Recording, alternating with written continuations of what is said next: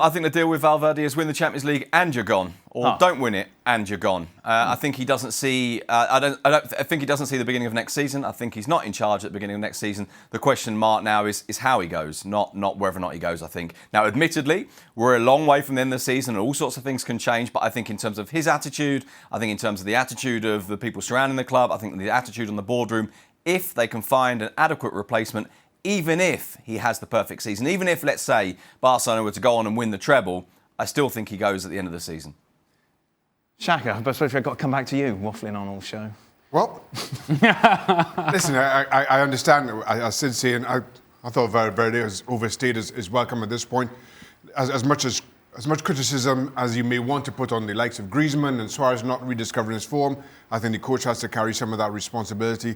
Thank goodness that Lionel Messi continues to defy every single cliche there is out there about getting old and slowing down, because otherwise this is a very average Barcelona team. And at the same time, in terms of the big picture for the Champions League, I think the beauty of it this time around is, for me, I think Liverpool are playing the best football, but everybody else, there's a lot you can look at and be excited about. But then equally, there's a lot you can be a little bit concerned about. And I think it leaves this competition as evenly poised at this stage as we've seen for the last few years. Zidane was asked about the possibility of facing Liverpool. The draw, of course, is on Monday. He said, well, we would beat them. I suppose, what else is he going to say?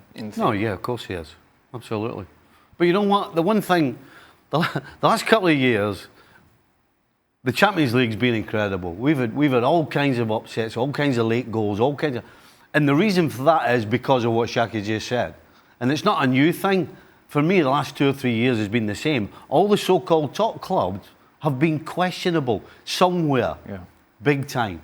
And so I wouldn't expect anything else other than more shocks, more upsets, which is why your Real Madrid has got a chance.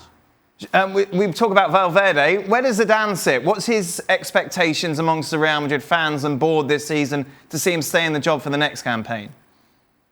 No, I mean, he's in a position where unless something goes wrong, I think he does stay in the job, unless, of course, he wants to walk away. But, of course, it's very difficult for him to do that second time, having already done it.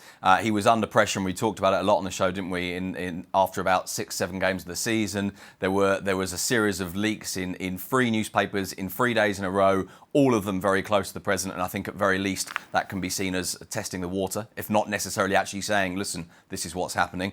But I think Zidane has been through that moment. Now, of course, the point about Real Madrid is that there's always a volatility. So although he's been through that moment for now, if they were to lose the Clásico, if they were to get knocked out in that first Champions League round, in particular if they were to get knocked out by someone who it wasn't on the face of it seen as someone who maybe should knock them out. In other words, they get beaten by Liverpool and play well, it's not a disaster. But they get one of the relatively easy draws, theoretically easy draws, Leipzig, for example, which is the one, of course, that stands out and that everybody seems to want. And they were to go out and they weren't good in the league, then he'd be in trouble. But I think he sees it to the end of the season. I think he sees it into the new season as well. How much of a concern is there in Spain that we're entering another season of the Championship knockout stages without Real Madrid and Barcelona amongst the big favourites, amongst Manchester City and Liverpool? Well, that's been slightly tempered tonight, actually, because, of course, tonight Getafe became the one Spanish team that weren't sure that they were going to go through in the Europa League. They're now through, which means all 7 of the Spanish teams in Europe have gone through. And so that's kind of reinforced the idea that, OK, these teams are pretty strong. Of course, Atletico Madrid were on a knife edge, but they went through and fundamentally were very comfortable against Lokomotiv. But yeah, of course, there is a sense now that Madrid and Barcelona maybe aren't as strong as the very strongest teams in the competition.